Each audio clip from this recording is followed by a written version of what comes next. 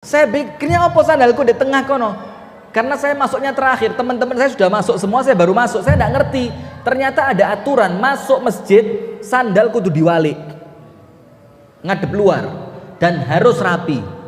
Ndak rapi ngadepe kualik di gua, gak di gua nang kali wes api itu Pak. Dan ternyata itu ketiru sama saya sampai saya sekarang ini. Di masjid saya di Kasembon orang masuk tak walik sandali. Saya masuk masjid M Sabrit saya balik, sudah jadi passion. Oh ngerti passion orang.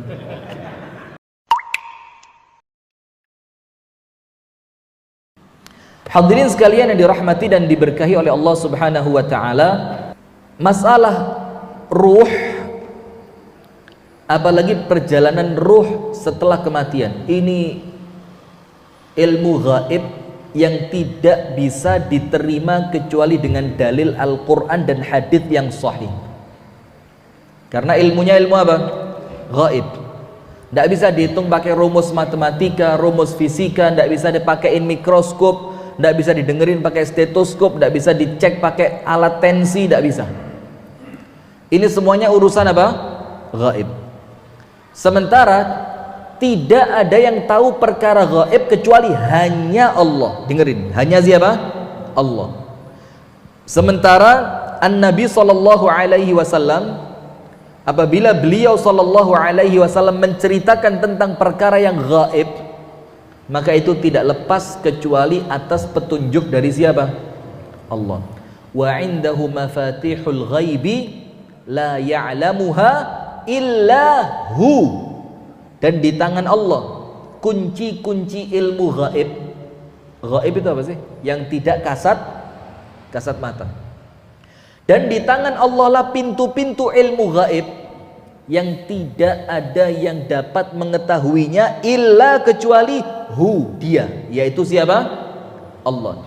Nah, berarti dari sini kita sepakati dulu, kalau ngomong perjalanan ruh setelah mati sampai nanti syurga atau neraka, itu tidak boleh ngomong kecuali dengan dalil yang sahih.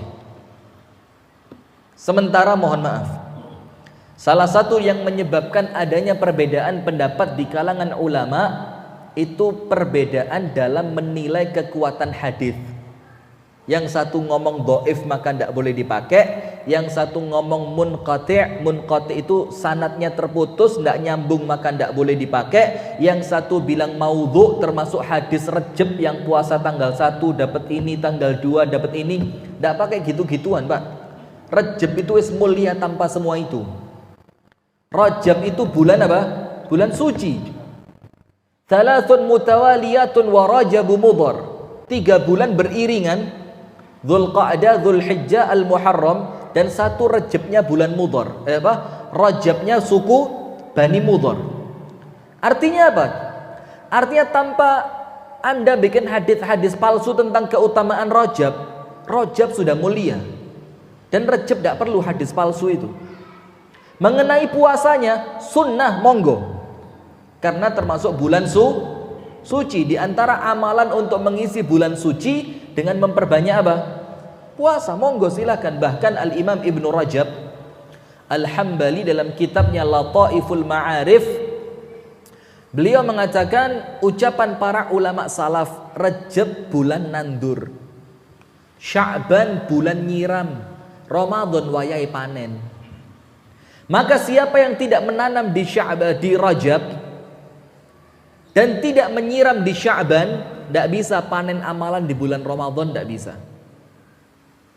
Maka itulah para sahabat Nabi itu luweh mempeng ibadai untuk nyambut Ramadan mulai Rajab.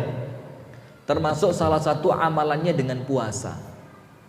Maka dalam madhab Al-Imam Ahmad Ibnu Hanbal, poso Rajab 30 dino der itu tidak haram, makruh. Kalau panjenengan 1 hari tok mokel, jadi 1 sampai 15 puasa, 16 dak poso, 17 sampai 30 poso maneh, itu hilang makruhnya dalam madhab Hambali. Karena memang ini bulan suci. Nah, sudah.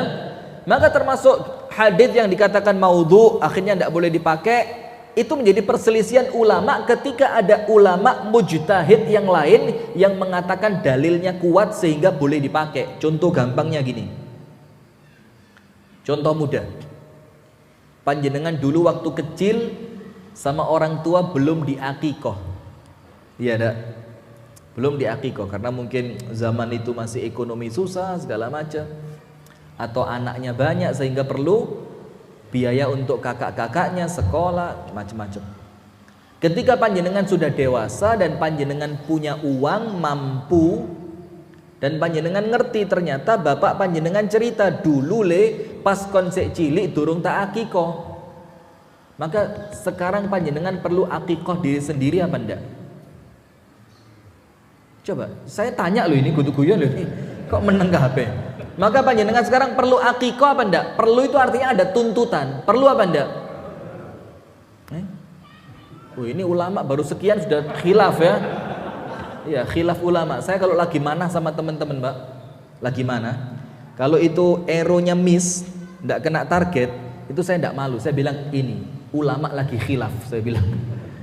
Sajane kena sasaran pas enggak kena gitu. Nah, maka ini kembali kepada hadisnya. Ada hadis dari Anas bin Malik bahwasannya Rasulullah mengakikoh dirinya sendiri ketika umur 40 setelah diangkat menjadi nabi dan rasul. Rasulullah mengakikoh diri sendiri. Untuk orang yang mengatakan hadisnya Anas ini kuat, maka mengakikoh diri sendiri itu menjadi tuntutan. Kalau tahu dulu belum diakikoh. Tapi untuk sebagian ulama yang mengatakan hadisnya Anas ini ada cacatnya dari segi sanadnya, maka hadisnya tidak lagi kuat tapi menjadi hadis yang dhaif, berarti tidak perlu mengakikoh diri sendiri setelah dewasa. Ini karena perbedaan menilai apa?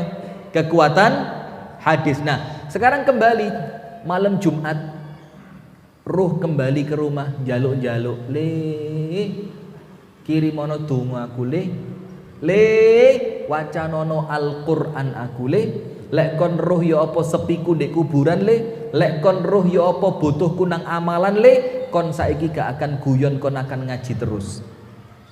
Itu hadisnya, Pak. Itu sebagian ulama mengatakan hadisnya kuat, maka mereka meyakini arwah itu datang ke rumah setiap malam Jumat. Tapi ternyata dari penelitian ilmu hadis, ternyata sanadnya munqati'. Sanadnya apa? Munqati'. Munqati' itu ada perawi yang gak nyambung. Dikatakan dari fulan kepada fulan. Loh, ya apa ceritanya lah, wong fulan mbek fulan gak tahu petuk. Itu namanya sanadnya apa? Terputus, maka hadisnya menjadi dhaifun jiddan. Lemahnya itu keterlaluan. Nah, maka sekarang dikembalikan kepada pemahamannya masing-masing. Kalau Anda lebih condong pada hadis ini kuat, monggo. Berarti kalau malam Jumat arwahnya datang dan tidak ada yang repot kan? Arwah datang ya mosok nyiapi dupo barang, gak no kopi. Kan ya ndak. Ya tinggal Anda zikir, Anda doa, Anda ngaji, selesai. Kalaupun Anda lebih condong pada pendapat yang ternyata hadisnya ini terputus sanadnya, maka artinya hadis ini tidak boleh digunakan berdalil. Sementara kita yakin dalam perkara gaib tidak boleh pakai kecuali yang sahih. Berarti ya kita tidak perlu meyakini malam Jumat arwah itu gak usah ruwet-ruwet. Buat apa antum? Termasuk Ustadz baca Quran buat jenazah yang sudah meninggal, pahalanya diniatkan hadiah. Sampai apa ndak? Kalau saya ndak ruwet, wocon. Niatkan untuk orang mati. Kalau sampai alhamdulillah, ndak sampai balik nang sampean sing moco. Lu ngono kok ruwet sampai 2 jam 3 jam pengajian ya? Loh, serius ini, ndak guyon ini. Jadi permasalahan semacam itu, Pak, ini kita diberi keluasan. Sampai di masyarakat kita kesannya, maaf ya, kesannya itu koyo ikwali.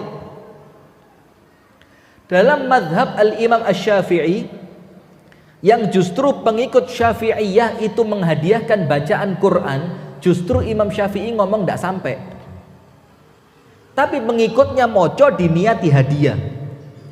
Sementara yang Hambali, maaf ya, kalau di tempat kita ini koyo gaya-gaya yang seperti Muhammadiyah dan kawan-kawan. Itu malah gak moco, dihadiahkan gaya sing mayit malah gak moco. Padahal Imam Ahmad mengatakan sampai. Lu kok kuali? Nah, maka perkara-perkara yang semacam ini, Pak, ini perkara yang kita sama syariat diberi keluasan. Dan mesti untuk perkara-perkara yang kita diberi keluasan, itu mesti eker-ekeran malah gak rai sini-sini. Malah menjadikan apa? Memalukan. Nah, maka yang pertama, kita harus sepakat dulu. Dalam perkara yang gaib, yas'alunaka 'anir ruh. Qul innar ruh min amri rabbi. Ruh itu urusannya siapa? Rabbi, urusannya Allah. Wa ma utitum minal ilmi illa qalil, dan kamu tidak dikasih ilmu tentang itu kecuali cuma sedikit. Yang sedikit saja itu Al-Imam Ibnul Qayyim Al-Jauziyah nulis kitab itu kira-kira 300 halaman. Padahal kata Allah, kamu tidak dikasih ilmu tentang ruh kecuali cuma sedikit. Ada kitabnya Ar-Ruh judulnya. Itu ditulis oleh Al-Imam Ibnul Qayyim Al-Jauziyah. Dituliskan apakah ruh di alam kubur satu dengan yang lain saling ketemu apa tidak? Apakah ruh itu kalau ada orang masuk kuburan mengucapkan Assalamualaikum dara qaumil mu'minin, atau Assalamualaikum ya ahlad diyar, atau yang lain, itu ruh sekedar krungu apa jawab? Itu dijawab sama Ibnu Qayyim dengan dalil-dalil ucapan para sahabat dan dalil-dalil yang lain. Nah, maka artinya perkara ini hadirin harus didudukkan dengan sempurna. Tidak boleh meyakini apapun tentang perkara gaib kecuali dalilnya harus jelas, paten. Perkara yang kedua,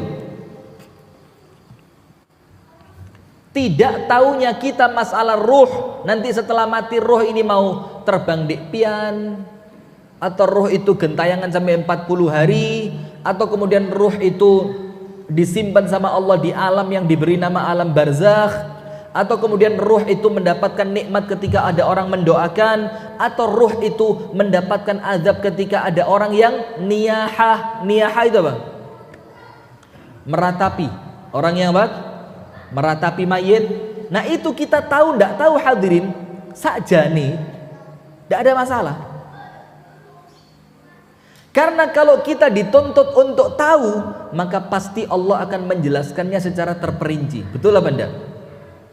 Karena Allah anggap, loh, sibukkan dirimu ketika hidup.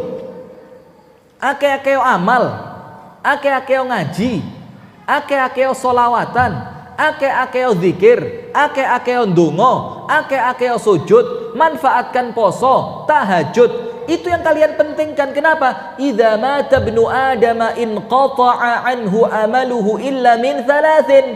Karena kalau panjenengan meninggal dunia, Pak, jangan saya. Kalau panjenengan. Dan saya ikhlas, Pak. Kalau panjenengan duluan enggak apa-apa, atau saya terakhir juga enggak apa-apa. Di antara dua itulah ya. Mau panjenengan duluan atau saya terakhir, monggo panjenengan pilih mboten napa-napa. Nah, maka begitu. Kalau manusia itu meninggal dunia, kita kan termasuk manusia. Apa Allah bilang? Terputus amalannya. Terputus. Ini jelas dalilnya sahih. Artinya pahala panjenengan mandek. Kecuali berapa? 3. Nah, maka sekarang ayo sibukkan diri mikir sing telu iki. Jangan mikir malam Jumat balik gak yo? Lek balik engko lek kangen-kangenan ya apa ya? Apa tak celuk, Bu? Atau diceluk sorip tangi maneh. Tahu sorip tambak yoso? Apa sorip apa sarip? Sarip ya, sarip. Gak mati-mati anake celuk ibuke tangi maneh. Repot ini ya. Kan ndak perlu juga ribut seperti itu kan? Yang penting mumpung masih hidup, ayo cari bekal sebanyak-banyaknya yang 3 ini, yang nanti kalaupun kita meninggal kapan saja itu pahalanya gak mandek. Itu orang beruntung, kata Imam Ghazali. Orangnya sudah mati, pahalanya pancet urip. Itu yang sempat saya ceramahkan di Paris sana ketika Syekh Ali Jabir rahmatullah ta'ala alaih meninggal dunia. itu meninggal jam 8.20 pagi, percis jam 9 pagi itu rekaman murattal Al-Qur'annya beliau itu disetel 24 jam gak mati. Ini orang beruntung. Iya enggak? Orangnya sudah di kuburan, tapi malaikat tidak berhenti nulis amal. Bukan rebut kayak kita begini. Itu balik apa orang? Malam Jumat atau malam Sabtu? Jumat itu dino apa? Jamnya jam piro? Ruwet. Yang pertama, shadaqatin jariyah, sedekah jariyah. Kalau sekarang ya seperti wakaf. Wakaf itu termasuk apa? Sedekah jariyah. Maka saya punya kenalan di Kediri, kira-kira 2 pekan yang lalu meninggal karena COVID, umurnya 80 tahun. Hidupnya Pak, omah masjid, omah masjid, omah masjid. Subhanallah.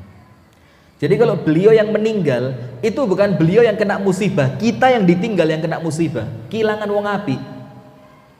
Karena nanti panjenengan buka dalam surah Ar-Ra'du ayat 41, itu kalau Allah mau ngirim bencana ke dunia, bencana besar-besaran, itu wong-wong apike dintai dhisik. Ulamanya, ahli fikihnya, orang solehnya itu diceluki dhisik. Apa ayatnya? Awalam yarau anna na'til arda nanqusuha min atrafiha. Bukankah manusia memperhatikan, kata Allah, ketika kami sampai di suatu negeri, kemudian kami kurangi negeri itu dari pinggirannya. Apa arti Allah mengurangi suatu negeri dari pinggirannya? Apa artinya? Apa maksudnya? Abdullah ibnu Abbas mengatakan biwafatil ulama wal fuqaha was salihin wa ahlul khair.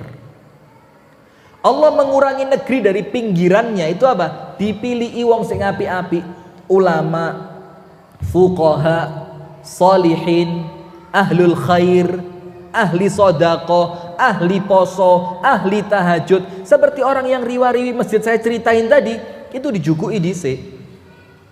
Kenapa? Itu makna nanti kalau mereka sudah beres, Allah kirim azabnya dan orang kesayangannya Allah selamat. Gambaran kecil, ini masjid mau dirobohkan. Maka yang kita selamatkan pertama kali apa? Barang-barangnya sih kan? Mimbare ditokno, mejone ditokno, kocone diringkesi. Nanti ketika masjidnya dirobohkan, aman. Tidak ada barang berharga yang bakal rusak, betul? Maka ketika Allah akan merobohkan dunia, dijukui sik mejone jukuk, mimbari jukuk, kocone jukuk. Siapa mimbar koco mejo itu siapa? Ya orang soleh dan para ulama. Nah silahkan adzan dulu. Nanti insya Allah kita lanjutkan setelah al-adzan. Perjalanan ruh setelah kematian itu tidak cukup 40 menit 1 jam. Moco hadis itu saya coba tadi, saya baca perlahan, itu 10 menit baca tanpa terjemah. Itu moco hadis itu, hadis dari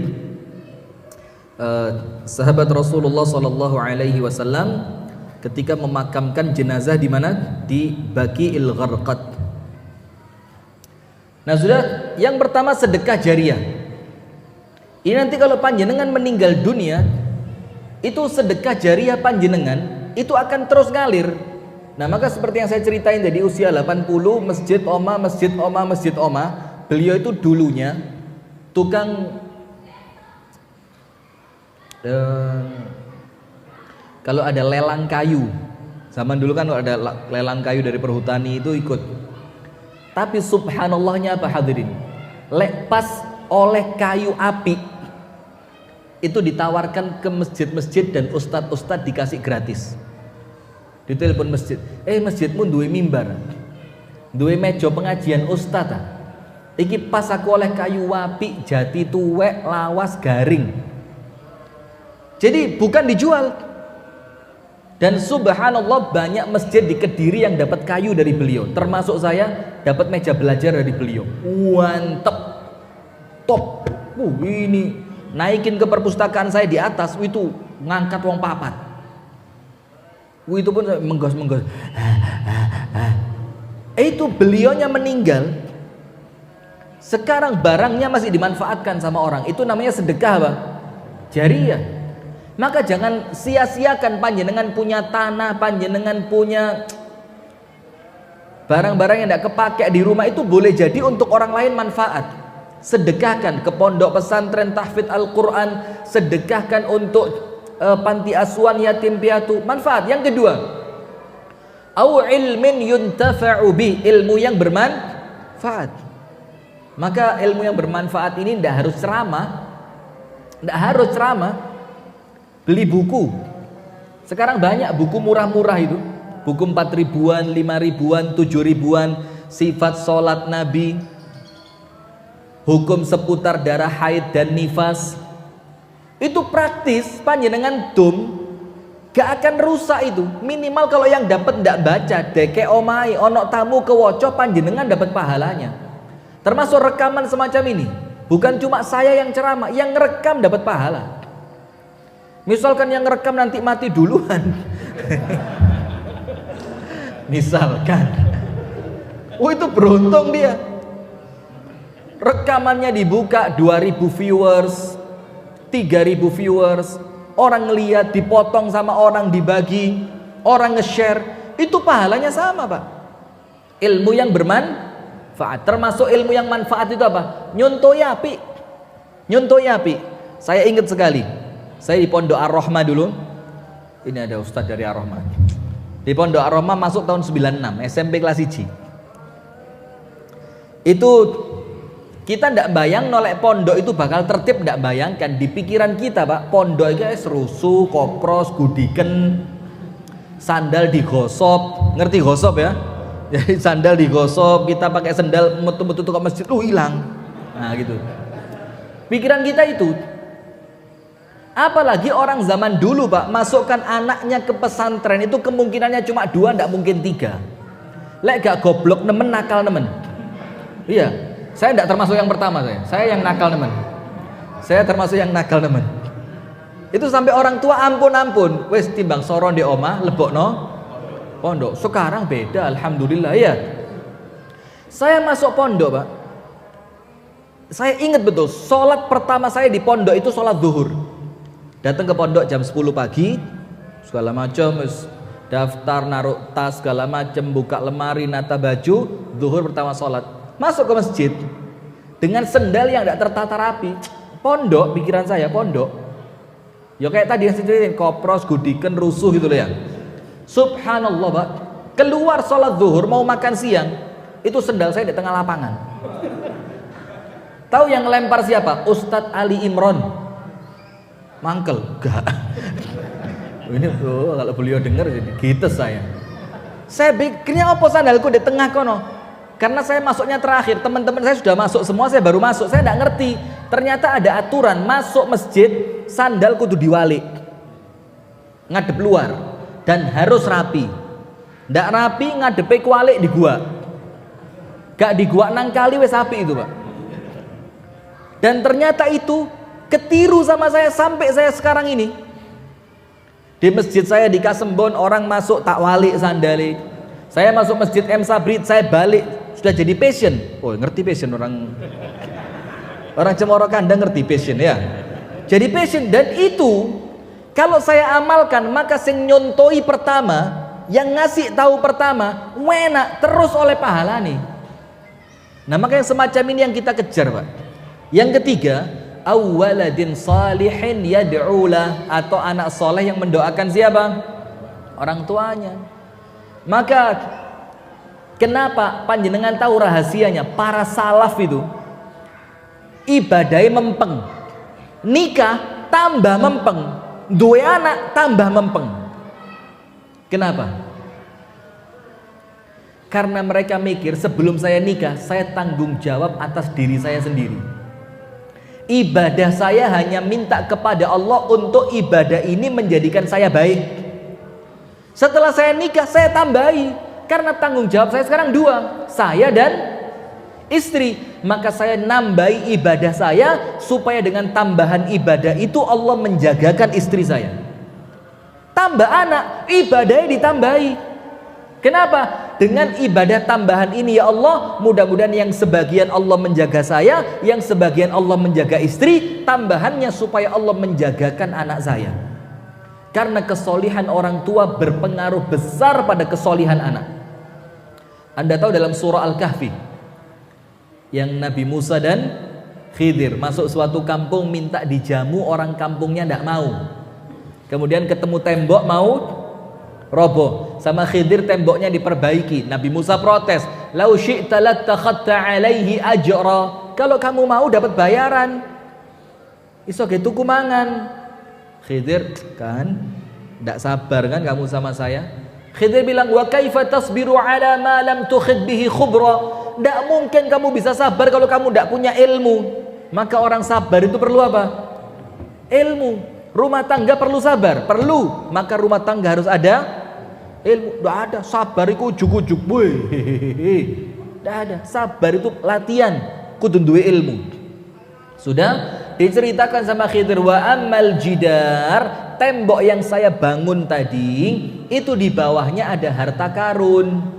Punya 2 anak yatim di kampung ini, yang Allah kepingin supaya harta itu diambil ketika mereka dewasa. Lek temboke roboh konangan wong dijoko. Kenapa sampai Allah kirim Khidir untuk jaga hartanya anak yatim? Kuncinya satu, wa kana abuhuma salihah, karena bapaknya 2 anak yatim ini biyene wong soleh. Bayangin Mbak, kesolihan bapak sampai dengan itu Allah jaga harta anaknya. Nah maka semakin kita ini punya anak, kita kepingin nanti kalau kita mati anak menjadi investasi. Hati-hati loh ya. Anak Anda jadi insinyur gak tahu sholat, rugi, percuma Anda sekolah yang tinggi-tinggi. Anak Anda jadi dokter, gak ngerti ndonga, gak ngerti sholat jenazah, rugi sekolah yang jauh-jauh. Anak Anda jadi menteri, Menko Polhukam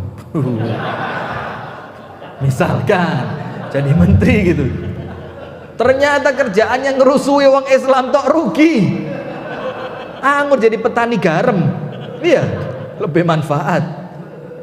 Nah, kan artinya begitu. Nah maka kita ikhtiar Pak, bagaimana kalau nanti kita mati anak kita menjadi anak soleh yang mendoakan kita. Doa itu kalau yang mendoakan selain anak, yang mati dapat 1. Loh Ustaz, sampai doanya? Sampai, karena Allah yang nyuruh kita. Rabbana ighfir lana dhunubana wa li ikhwanina alladhina sabaquna bil iman. Ya Allah ampuni dosa kami dan dosa-dosa orang iman sebelum kami. Kalau sebelum kami berarti orangnya sudah kemana sekarang? Meninggal. Allah nyuruh kita doain. Artinya kalau doa kita diterima, mereka dapat doa kita. Itu kalau yang doain selain anak dan ke bawah, anak, putu, cicit, cangga, cangkul, ke bawah semua. Kalau yang doain anaknya, cucunya, cicitnya, ke bawahnya, maka yang didoain dapat 2. Kalau doanya diterima dapat doanya plus pahala. Anda tahu orang mayit di alam kubur dituduki malaikat, tiba-tiba malaikatnya berhenti, mayitnya tanya, "Loh, kesel tak sampean?" Kalau bahasa cemoro kandang begitu. Kenapa berhenti? Dibilang sama malaikatnya, Allah nyuruh berhenti. Loh, kenapa Allah nyuruh berhenti? Tumben-tumbenan mandek. Biasanya kenceng-kencengan itu gepuki ana. Apa kata malaikat? Waladuka yad'ulak. Saiki anakmu sedang mendoakan kamu.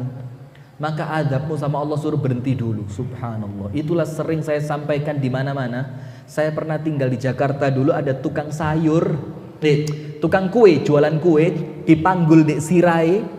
Itu sekali nyebut kue, sekali Rabbighfirli wa liwalidayya warhamhuma kama rabbayani shaghira. Lama-lama penasaran tanya, "Kene opo?" Dibilang membahagiakan orang tua sudah tidak bisa. Orang tua saya meninggal, saya gak sugih-sugih. Maka saya kirim buat mereka bahagia dengan doa. Masya Allah, lihat. Karena dia tahu orang tuanya naik derajatnya dengan istighfar anaknya. Orang tuanya dihentikan azabnya dengan doa anaknya. Orang tuanya ditambahi pahalanya karena doa anaknya. Nah, ini yang patut kita kejar daripada kita ribut masalah ruh. Setuju? Nah, sekarang saya minta waktu 1/4 jam. Saya bacain hadisnya. Disebutkan dalam hadis ini hadis yang sahih. Kunna fi janazatin fi Baqi'il Gharqad. Suatu hari kata sahabat, kami di kuburan Baqi'. Pemakaman apa? Baqi'. Kalau bahasa kita ya, kalau kiblat itu barat, berarti Baqi' itu selatannya Nabawiyah. Kalau kiblat itu barat tuh ya. Cuma saya kan enggak tahu Madinah kiblatnya kemana.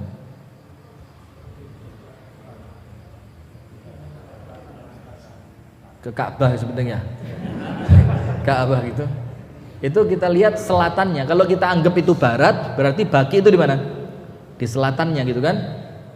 Ketika kami duduk di sana, kata para sahabat, fa'atana an-nabiy sallallahu alaihi wasallam faqa'ada wa qa'adna haula. Maka Rasulullah marah-marah lungguh di pinggir kuburan sallallahu alaihi wasallam. Faqa'adna haulahu, maka kami duduk di sekelilingnya. Maka di kuburan itu boleh berdiri, boleh duduk. Berdiri boleh, boleh. Asalkan jangan berdiri atau duduk di atas makam. Kalau tidak terpaksa betul ojo ngidei. Cuma sayangnya makam kita sekarang tidak rapi ya. Jadi kadang-kadang masuk ke kuburan itu istighfar tok. Mau tidak mau itu mesti mencoloti. Maka paling bagus itu totoane Taman Makam Pahlawan. Itu keren itu. Serius Pak, bagus Pak, rapi, Masya Allah, ada jalannya. Kalau pemakaman umum ini perlu dirapikan lah ya, perlu dirapikan. Bahkan di sebagian tempat itu campur antara pemakaman Muslim dan pemakaman non Islam. Itu tidak boleh dalam fikih. Karena apa? Jenazah yang Muslim terganggu dengan siksaannya orang kafir. Berarti ini menunjukkan arwah itu bisa apa? Bisa ngrungokno. Nah ini satu. Kemudian ka'anna ala ru'usina at-tayra, maka sampai saking khusyuknya kita duduk gak obah blas, sampai-sampai kita menganggap di atas kepala kita itu ono manuk sing menclok, kuatir manuk miber, sampai saking khusyuknya. Dan itu sunnah di kuburan Pak, bukan ngakak. Orang sekarang masuk kuburan cerita, ya mau pasari pesan. La haula wala quwata illa billah. Ini kuburan. Masukkan orang mati yang tidak menutup kemungkinan mari iki dikubur meneh sampean. Lah kok pasari pesam? Lah ini kan tidak pantas gitu loh. Nah, sampai mereka saking khusyuknya itu ketika duduk seakan-akan di atas kepala mereka ada apa? Burung. Wa huwa yulhadu lahu. Dalam keadaan itu kuburan sedang digali. Faqala, maka Rasulullah bersabda, a'udzu billahi min adzabil qabri 3 marrat. Rasulullah bersabda, aku berlindung kepada Allah dari azab kubur. Siapa yang doa ini? Siapa yang doa? Rasulullah. Artinya azab kubur itu ada atau tidak? Dalilnya banyak. Rasulullah melewati kuburan, mendengar ashabul kubur disiksa, dan dia disiksa bukan karena perkara besar. Nomor satu, kalau pipis tidak bersih, maka hati-hati. Saya sering lihat di masjid-masjid melbu gak sampai 1 menit metu. Ya apa nyepot celonone, ya apa nyiprate, ya apa cawike. Tidak boleh hadirin. Tidak boleh, sing bersih. Ya masuk ngelepas celana durung. Lu metu mana kasih do pipis ah? Cemari lu. Astagfirullah. Ini bikin orang diazab dalam kuburan. Serius ini. Dan jangan-jangan pelakunya salah satu di antara panjenengan ini. Saya pernah lihat kok kayaknya. Nah, itu yang bersih. Termasuk ibu-ibu. Nomor 2. Yamshi bainan nasi bin namimah. Kalau melaku senengane minda omongan, Mbak, sampai diceritakno mbek kono. Jare sampai lek tuku sayur, Mbak, bae kangkung bendino. Ini adu domba. Ini bikin orang diazab dalam kubur. Kemudian Rasulullah lewat, Rasulullah pecah pelepah kurma jadi 2, betul? Ditancap sini, tancap sini. Rasul bilang apa? Mudah-mudahan meringankan azabnya selama daunnya ini masih basah. Dan ingat, ini menurut kami kekhususan untuk Rasulullah. Nomor 1, kenapa? Karena siapa yang tahu kuburan orangnya sedang diazab? Panjenengan tahu? Maka Rasul tahu, dapat berita dari Allah. Maka Rasul diperintahkan meringankan dengan pelepah kurma. Nomor 2, kalau itu untuk semua orang, kenapa kuburan sahabat tidak ditancepi situ-situ be Kanjeng Nabi? Kenapa kok cuma 2 ini toh? Yang ketiga, seakan wong Arab Pak gak kakean kembang, wong Indonesia enak atau diadab. Wong kuburan gak nandur kembang itu lah teles terus itu. Nomor 4, ini bermanfaat untuk meringankan azab sahibul kubur, bukan karena pelepah kurmanya tapi karena doanya Nabi. Celep, mudah-mudahan selama pelepah ini masih basah akan meringankan kubur penghuninya. Betul ya? Nah maka yang selama ini ngasih tabur bunga, yo monggo, haram yo ndak. Dibilang haram loh, haram apa? Ndak boleh mengharamkan sesuatu tanpa dalil, karena hukum muamalah itu semuanya halal sampai ada dalil yang melarang. Kalau sekedar, loh saya seneng kuburan bapak saya ketoknya seger, ya monggo. Oh ibu saya dulu suka anggrek, ibu saya meninggal, tak sirami anggrek seake-ake, lu tafadhol silahkan. Cuma kalau menganggap itu mengurangi azab, itu perlu hati-hati, betul tidak? Nah sudah, maka ini azab kubur itu ada. Sampai ketika Rasulullah SAW malam-malam terbangun dari tidur, Rasulullah ketakutan, langsung Rasulullah teriak, Allahu Akbar, la ilaha illallah, Allahumma qini azab qabrik, ya Allah selamatkan aku dari azab kuburmu. Ini hadisnya Pak, bukan cuma sahih. Apa ndukurnya sahih? Mutawatir ma'nan. Lafadznya tidak mutawatir, tapi secara makna mutawatir. Dan tidak mengingkari azab kubur kecuali Mu'tazilah. Tidak mengingkari azab kubur kecuali apa? Mu'tazilah. Mu'tazilah tidak percaya. Tidak ada azab kubur katanya. Kalau azab kubur ada, Allah tidak adil. Belum ada hisab kok wis diazab. Belum dihitung kok sudah diazab. Jam berapa? Masih. Jam berapa? 7:30. Duh, saya tahu 7:30 kelihatan. Mari ini gue loh. Tahu. Allah. Boleh. Jazakallah khair. Barakallah fikum. La, jazakallah khair. Sudah? Thumma qala, kemudian An-Nabi mengatakan, innal 'abdal mu'min. Dalam satu riwayat Rasul berlindung dari azab kubur. Di riwayat yang lain Rasul nyuruh sahabatnya berlindung dari azab kubur. Mintalah kalian perlindungan kepada Allah dari azab kubur. Sampai berapa kali? 3 kali. Iki sing ngomong manusia terbaik, sing dijak ngomong generasi terbaik. Sementara kita sekarang di zaman yang maksiat luar biasa, ya luwe nemen saja nih. Maka salah satu doa ketika kita mensolatkan jenazah, Allahumma qihi fitnatal qabri wa adzabin nar. Ya Allah selamatkan dia dari fitnah kubur dan azab neraka. Fitnah kubur itu berapa? Yang pertama, pertanyaan malaikat. Yang kedua, sempitnya kubur. Yang ketiga, gelapnya kubur. Yang keempat, azab kubur. Kalau panjenengan rutin baca Al-Mulk sedina sepisan, dibaca kapanpun boleh, bagusnya menjelang tidur, wirid sebelum tidur, diselamatkan dari azab kubur. Amin ya rabbal alamin. Kemudian Rasulullah bersabda, innal 'abdal mu'min idza kana fi iqbalin minal akhirati wa inqita'in minad dunya. Sesungguhnya seorang hamba yang beriman apabila dia menghadapi akhirat, meninggalkan dunia, nazalat ilaihil malaikatu, satu orang malaikat turun kepadanya. Ini malaikat pembukaan. Nanti malaikatnya itu ada beberapa yang turun. Termasuk malaikat yang mengatakan, alla takhafu wa la tahzanu wa abshiru bil jannati allati kuntum tu'adun. Nahnu, kata malaikat, awliyaukum fil hayatid dunya wa fil akhirah wa lakum fiha ma tashtahi anfusukum wa lakum fiha ma tad'un nuzulam min ghafurir rahim. Itu malaikat yang bacain. Dan panjenengan bayangin Pak, kalau itu jenazah panjenengan, Allah. Lihat, malaikat turun dulu pembukaan, nun sewu. Lihat Pak, kalau yang meninggal orang beriman, kalau yang meninggal jamaah Masjid M Sobri, itu malaikat datang dulu, nun sewu mandan. ini jenazah nyawa harus segera dikirim ke akhirat. Oh siap, 86. Oh ya apa? Ka'anna ala wujuhihimus syams.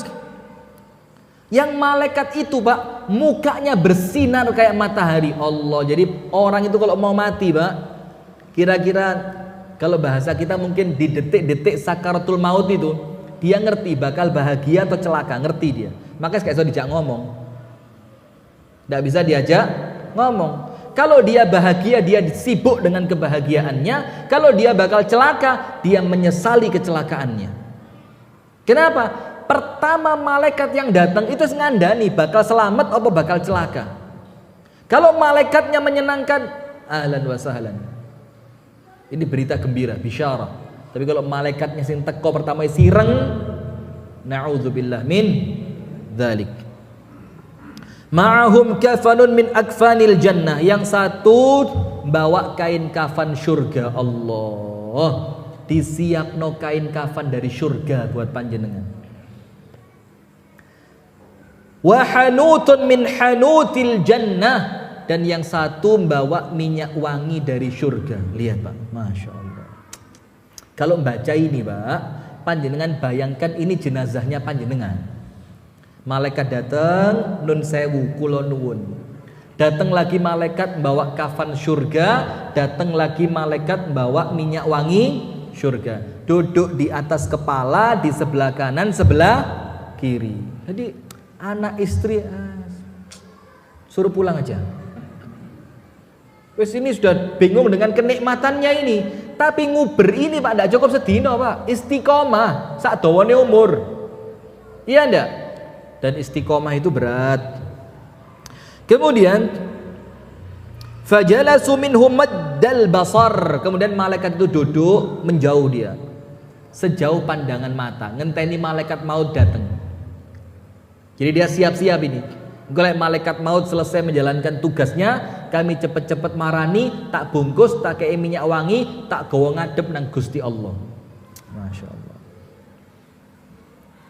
Thumma yaji'u malakul maut hatta yajlisa 'inda ra'si. Kemudian yang datang malaikat maut duduk di atas kepalanya. Fayaqulu, malaikat maut ngomong, ya ayyatuhan nafsul mutmainnah. Jiwa yang tenang. Wah, kalimatnya coba lihat. Ini anugerah yang tidak semua orang sama Allah dikasih. Tidak semua orang. Dan ini anugerah ini dikasihnya tidak gratis. Kudu kesel.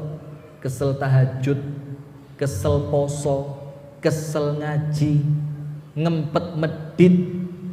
Iya, meditnya awak dilawan. Ibu-ibu ini, Bu, lek ngenyang melijo cok teman-teman Bu ya Allah, mereka tuh badine melijo gak iso ge umroh Bu, sampai sumroh ping 3 ping 4 be kangkung saiket 350 jaluk sosok jaluk ibu wortel saiket, la haula wala quwata illa kok tego di Cemoro Kandang ada kangkung saiket. Sudah lanjut fokus. Astagfirullah. Saya tadi dari awal tuh niat Pak. Saya tidak mau guyon, saya mau fokus, saya tidak mau ngerjain ibu-ibu. Tapi kebiasaan maliono. Malaikatnya ngomong, ya Tuhan nafsul mutmainnah, wahai jiwa yang tenang. Ukhruji ila maghfiratin minallah wa ridwan. Ayo keluar kata malaikat. Keluar kemana? Menuju ampunan dan ridhonya Allah. Saya Pak jujur. Kalau memang kematian saya seperti ini, saiki gelem. Sekarang tidak apa-apa, nyekel mic bawa geletek mau saya. Kalau jaminan begini loh.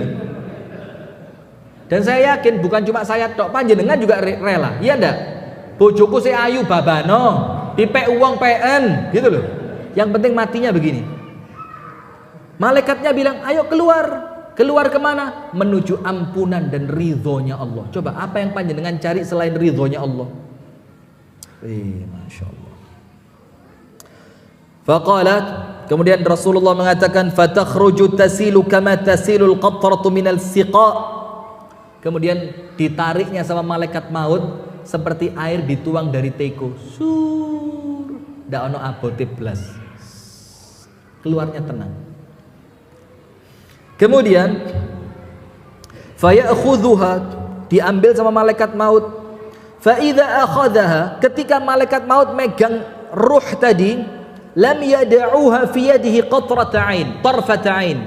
Itu malaikat yang dua tadi, sing lungguh adoh tadi, itu tidak membiarkan ruh ini lama-lama di tangannya malaikat maut. Ojo, malaikat maut iki medeni, tak cekeli aku. Langsung dikafani pakai kafan surga, dikasih minyak wangi surga. Hatta ya'khudhuha fayaj'aluha fi dhalikal kafani wa dhalikal hanut wa yakhruju minha ka'atyabi nafhati miskin wujidat ala wajhil ardi. Maka ketika dia diangkat ke langit, itu seperti minyak wangi yang paling wangi di dunia. Digawa naik ke mana? Ke langit. Subhanallah. Faqala fayas'aduna biha, naik ke atas bersama ruh tadi. Fala yamurruna biha, tidaklah dia melewati, yakni ala malakin minal malaikati, tidaklah nyuruh itu melewati satu malaikat, illa qalu, kecuali malaikat yang dilewati mengatakan, ma hadhihi ruhut thayyibah, ini ruh kok apik nemen iki sopo. Siapa ini? Malaikat sampai kaget, Pak, iki ruhe sopo iki kok apik men. Fayaquluna, maka malaikat dua tadi ngomong fulanun bin fulan, dan ini menurut para ulama termasuk bakti kepada orang tua. Kenapa termasuk bakti kepada orang tua? Karena yang disebut bukan cuma nama panjenengan plus nama siapa? Bapak panjenengan, Rifki bin Ja'far. Amin ya Rabb, dan panjenengan mudah-mudahan juga.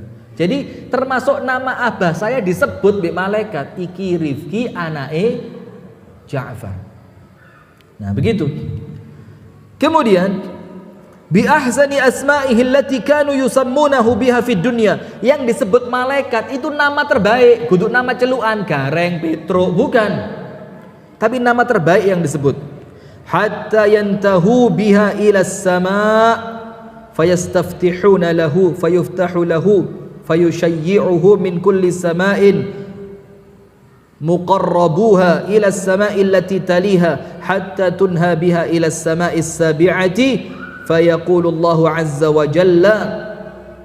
Diangkat terus begitu, malaikat langit pertama, langit kedua, terus sampai langit ketujuh. Ketika dia sampai di hadapan Allah, kemudian dia minta untuk langit ketujuh dibuka. Akhirnya dibuka oleh malaikat penjaganya di hadapan Allah Subhanahu wa taala. Kemudian Allah ngomong sama ruh tadi, uktubu kitab abdi fi illiyin, tulislah kitabnya dia di mana? Illiyin, kitabnya orang-orang baik.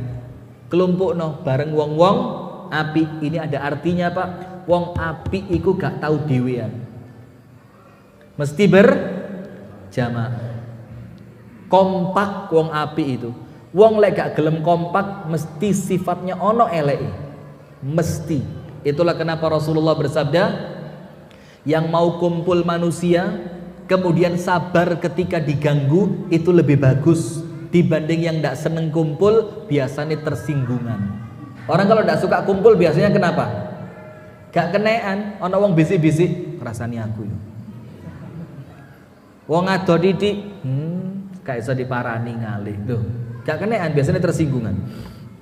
Maka Allah mengatakan tulis kitabnya dia di illiyin.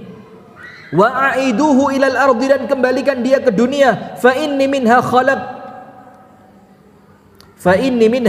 khalaqtuhum, karena dari tanah itu aku ciptakan mereka. Wa fiha u'iduhum, dan kepada tanah aku kembalikan mereka. Wa minha ukhrijuhum taratan ukhra, dan nanti di hari kiamat aku keluarkan dari tanah lagi.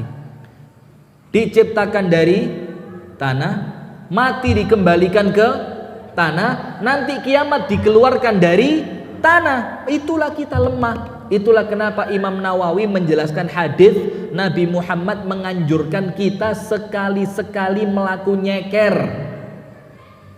Apa kata Imam Nawawi? Supaya ngerti tekoan dia sali aku iki ya teko lemah itu. Dan hukum awal dan hukum akhir kita semuanya sama. Hukum awalnya apa? kullukum min Adam wa Adam min turab. Kalian semua dari Nabi Adam dari apa? Tanah. Hukum awalnya podo kabeh, gak usah gaya tok. Hukum akhirnya sama. Wa kulluhum atihi yaumal qiyamati farda. Nanti di hari kiamat teko nang ngarepe Gusti Allah dewi-dewi, gak nggawa kanca, gak nggawa ajudan, gak nggawa asisten, gak nggawa pangkat. Hukum awal dan hukum akhir apa? Sama. Kemudian setelah dia kembali ke dunia di dalam kuburnya, qala fatu'adu ruhuhu fi jasadihi, maka ruhnya dikembalikan ke jasadnya. Fata'tihi malakani, maka dia didatengin oleh dua orang malaikat. Malaikat apa? Loh kok Raqib Atid? Munkar dan Nakir. Datengin oleh malaikat dua tadi. Fayujlisanihi, maka sama malaikat tadi orangnya didudukkan. Panjenengan jangan bayangkan sekarang kuburan itu sing lemah ukuran 1x2, bukan itu. Itu kan tanah. Tapi mereka itu didudukkan malaikat, ditanya malaikat nikmat kubur, azab kubur, itu bukan di tanahnya tapi di alamnya. Namanya apa? Barzakh. Maka tidak sama lagi cuma mikir, loh terus lek ono telisike nglunggono ya apa? Loh itu Anda bayangkan dunia disamakan dengan alam barzakh, bukan itu. Maka ada orang yang makamnya diluaskan seluas pandangan mata. Loh lak mangan kuburane koncone? Enggak. Atau yang disempitkan luar biasa sampai tulang kanan pindah ke tulang, na'udzubillah. Dan katanya Rasulullah, semua mendengarkan azabnya kecuali manusia dan jin. Binatang bisa dengar, Pak. Binatang bisa dengar, jin dan manusia tidak bisa dengar. Kemudian kedua malaikat itu ngomong, man rabbuka, siapa Tuhanmu? Fayaqulu, enteng, Rabbi Allah, Tuhanku adalah Allah. Fayaqulani, kedua malaikat itu ngomong, madinuka, agamamu apa? Fayaqulu diniyal Islam, agamaku Islam. Fayaqulani, malaikat jadi ngomong, ma hadzal rajulul ladzi bu'itsa fikum, siapa laki-laki yang diutus ke tengah-tengah kalian itu? Maka dia mengatakan, fayaqulu huwa Rasulullah, maka dia mengatakan itu adalah utusan Allah. Fayaqulani, maka malaikat itu ngomong lahu kepadanya, ma ilmuka, apa ilmumu? Fayaqulu qara'tu kitab Allah, aku membaca kitab Allah. Amantu bihi, aku beriman dengan Al-Quran. Wa saddaqtu, dan aku membenarkan isinya. Fayunadi munadin minas sama', terus ketika dia jawabnya lancar, Pak. Itulah kenapa doa kubur itu salah satunya apa? Allahumma tsabbithu bil qawli tsabit. Ya Allah, kuatkan dia untuk bisa jawab dengan jawaban yang sabit. Sabit itu jawabannya apa ya? Mantap. Itu tadi. Allah Tuhanku, Islam agamaku, Muhammad Rasulku, Al-Quran ilmuku. Terus dengar suara dari langit, Pak. Itu omongannya Allah Subhanahu wa ta'ala. Apa? An sadaqa abdi, hambaku benar. Fa'afrishuhu minal jannah. Allah, lihat Pak, langsung Allah perintahkan kepada malaikat gelar karpet mulai surga sampai kuburan ini, Pak. Nah itulah kalau panjenengan siap mati, ya mesti gak wedi. Kalau wedi, mesti orang sing salah. Coba angkat tangan yang siap mati. Loh, coba, kenapa tidak siap? Jujur, saya mau tanya satu. Antum, Azizi, kenapa kok belum siap jam 8 mati, kenapa? Amalnya belum, terus mau sampai kapan? Sampai kapan? Amalnya dianggap banyak kapan? Nah, kalau dianggap pantasnya jam 8, antum bilang belum banyak tadi. Nah maka betul Pak, kita ini tidak siap mati karena dua. Nganggep engkau lek mati kuburanku durung siap, durung ono sofa, durung ono bed cover, durung ono spring bed, durung ono AC loh. Itu kalau bahasa kita Pak. Serius panjenengan ngirim apa ke kuburan? Jujur, akeh ndi sedekah mbek tabungan. Larang ndi nilai rumah panjenengan mbek sedekah sampean? Larang mana? Ya mesti ae gak gelem pindah kuburan. Loh, donyane luwih apik timbang kuburan iki kok kon pindah ya gak gelem. Coba sebaliknya, omah biasa saja, tapi bangun kuburan, kepingin cepet-cepet pindah, betul enggak? Saya pernah ceritakan kan di masjid M. Ilyas. Itu M. Ilyas, ini M. Sabri. Kenapa M semua di sini ya? M-nya apa? Muhammad. Kenapa yang Muhammadnya kok malah disingkat? Padahal Muhammad itu sing apik. Besok ganti. Datang akte notaris ya. Muhammadnya itu yang bagus. Lah kok sing apik malah di, tapi monggo lah takmirnya kan ya. Sudah. Maka kenapa kita tidak berani mati, Pak? Nomor satu, kita yakin lek mlebu kuburan remek. Maka kita tidak mau mati. Yang kedua, kita yakin dosa kita belum tobat. Nah, karena kita tahu kematian datangnya kapanpun, wal mautu ya'ti faj'atan wal qabru sunduqul amal, mati datang tiba-tiba, kuburan kotake amal. Terus bagaimana? Yondang ibadah, yondang tobat.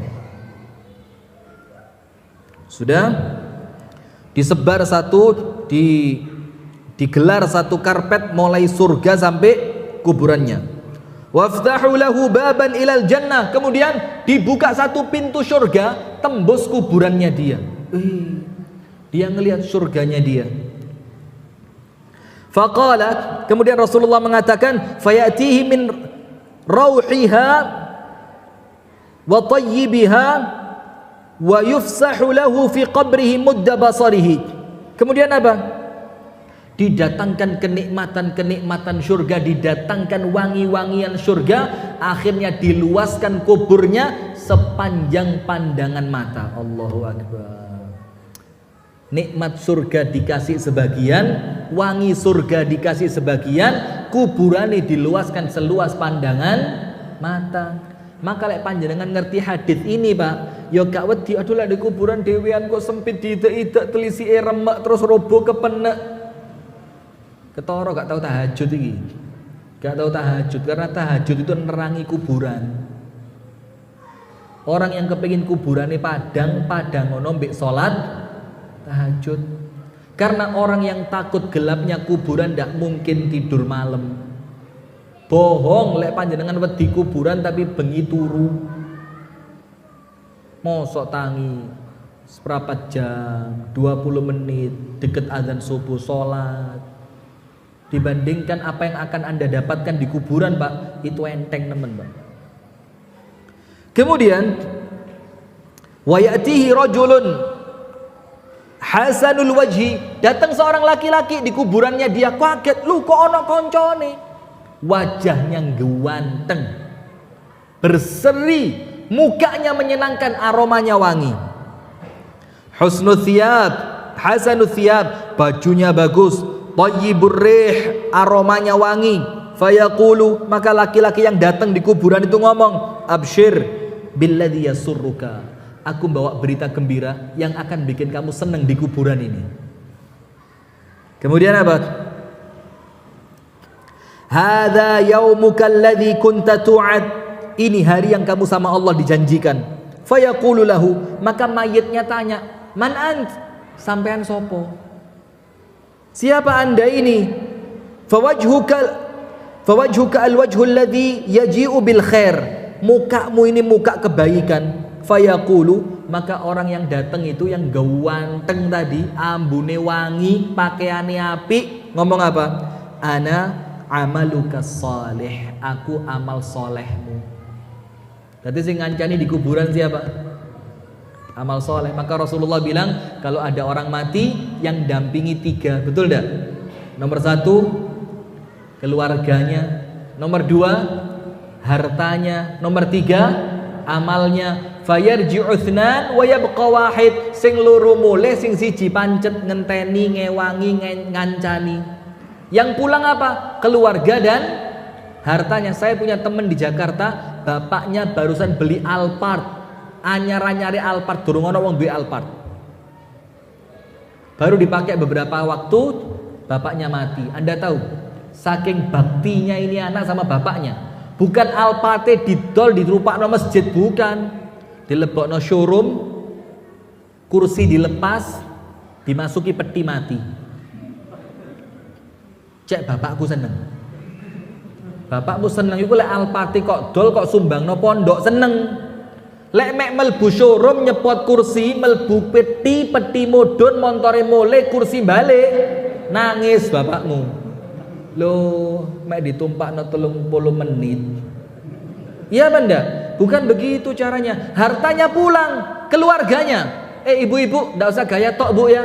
Aku gak iso urip lek ono sampean Mas Pret. Suami dikubur, dikeduk. Mas, aku melok. Jarno, cek melbu. Jarno. Ojo dicekeli, Jarno. Mulak nangis, tarikno. Atau yang lain pulang, deh, aku gak gelem, aku tendek kene ngewangi bojoku. Jarno. Nanti matahari mulai gelap, mulai dewe. Jadi ndak usah lebay jadi orang. Te melok, oh, ayo. Jaluk kuburan di sebelah ndi, ngarepe, pinggire, burine, kanan, kiri, sing tak kedukno. Gak gelem mulai, gak apa-apa. Payung nggak? Perlu payung nggak cegah kepanasan? Kayak ono payung. Ndak ada. Karena Rasul yang ngomong, hartanya pulang, keluarganya juga ikut. Yang menemani siapa? Amalnya. Maka ojo nemen-nemen mbek harta, ojo ditinggal sampean. Ojo nemen-nemen mbek keluarga, percuma ditinggal sampean. Maka yang nemen mbek apa? Amal. Yo iki konco sejati yo ini. Amal. Salat sunnah ba'diyah, salat sunnah qobliyah, salat sunnah tahajud, salat sunnah duha, Al-Qur'an yang Anda baca, sedekah yang Anda kasih ke orang yang kelaparan, itu sing ngancani sampean. Maka ada cerita kan? Istri pertama, kedua, ketiga, keempat. Ternyata istri pertama ini gak tahu direken BDE. Pas mati lah kok ngancani sampai kuburan. Ternyata ceritanya istri pertamanya ini apa? Amalnya dia. Pernah baca cerita itu? Mau tak ceritanya? Jambol. Iya, sudah. Fayaqulu, maka orang yang di kuburan tadi ngomong apa? Rabbi aqimis sa'ah. Ya Allah, lek ndek kuburan ae nikmate koyok ngene, ndah nek engko lek wis kiamat. Akhirnya orang ini doanya apa? Ya Allah, mbok yo kiamate cepet. Karena dia yakin ndek kuburane wis koyok ngene enake, apa maneh nanti setelah kiamat. Maka dia bilang Rabbi aqimis sa'ah. Ya Allah, mudah-mudahan kiamatnya apa? Cepat. Kenapa?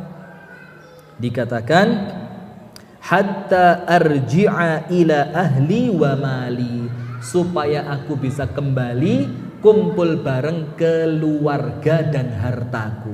Artinya apa Pak? Keluarga itu Pak, nikmatnya itu memorinya kebawa sampai kuburan. Sampai ketika dia sudah dapat nikmat kubur, dapat konco sing ganteng, wangi, menyenangkan, tetap sing dieling siapa? Keluarga. Padahal keluarga itu Pak, sekali-sekali yono eker-ekerane, sekali-sekali yono mangkel-mangkelane, sekali-sekali yono ngregetno. Tak perkes saya rasane. Tak parut lambemu bahasa-bahasa gitu-gitu lah. Tapi ternyata ketika panjenengan sampai kubur, ketika panjenengan sampai kuburan, ternyata itu yang panjenengan nantikan. Ya Allah, mudah-mudahan cepet kiamatnya. Kenapa? Aku kepingin balik kumpul bareng keluargaku. Ada istri, ada anak, ada suami, mangan bareng. Itu yang mereka inginkan. Maka sekarang penutup 1 menit. Apa amalan yang manfaat untuk orang yang sudah meninggal? Nomor 1, yang 3 tadi, sedekah jariah, anak soleh yang mendoakan, ilmu yang Nomor 2, doa dari muslimin wal muslimat. Nomor 3, untuk yang meyakini bahwa bacaan Quran yang dihadiahkan itu pahalanya sampai, yo bacakan Al-Quran. Dan yang paling penting, yang manfaat untuk ahli kubur itu apa? Kita mengambil ibroh dari mereka, kita ikuti kebaikannya, dan kita mohonkan ampun atas kesalahannya. Itulah Rasulullah mengatakan, kalau ada orang sudah meninggal, ojo disebut apa nih? Elehi. Sebutkan apa? Baiknya. Itulah kenapa sampai pencuci jenazah itu tidak boleh sembarang orang, tidak boleh. Syarat utama selain dia ngerti ilmu, itu orangnya amanah, iso njogo rahasia. Tujuannya apa? Kalau di tubuh jenazah ada sesuatu yang kurang baik, dia tidak akan nyebar. Itu yang dapat kami sampaikan. Mohon maaf ya, jam 8 ya, saya pulangnya jauh. Mudah-mudahan tidak hujan. Amin ya rabbal alamin. Insyaallah mudah-mudahan kita lanjut di lain kesempatan dengan suasana yang lebih baik. Coronanya sudah hilang. Amin ya rabbal alamin. Kita berdoa kepada Allah Subhanahu wa taala, mudah-mudahan siapapun di antara kita yang sedang sakit, kita, orang tua kita, anak kita, teman kita, mudah-mudahan Allah Subhanahu wa taala segera memberikan kesembuhan. Amin. Dan siapapun di antara kita yang punya hajat, punya keinginan, punya cita-cita, punya harapan, dan itu baik untuk agamanya, kita berdoa bersama-sama, mudah-mudahan Allah memudahkan dia mencapai cita-citanya. Amin. Dan siapapun di antara kita yang dalam keadaan punya hutang, punya masalah, mudah-mudahan Allah segera melunasi hutangnya dan menyelesaikan masalahnya. Dan mudah-mudahan kita sama Allah diberikan istiqomah di atas iman, istiqomah di atas Islam, istiqomah di atas ilmu, sampai nanti kita meninggal dalam keadaan ibadah, dalam keadaan husnul khatimah. Amin ya rabbal alamin. Subhanakallahumma wa bihamdika asyhadu an la ilaha illa anta astaghfiruka wa atubu ilaik. Kurang lebihnya mohon maaf. Semoga ada manfaatnya. Assalamualaikum warahmatullahi wabarakatuh.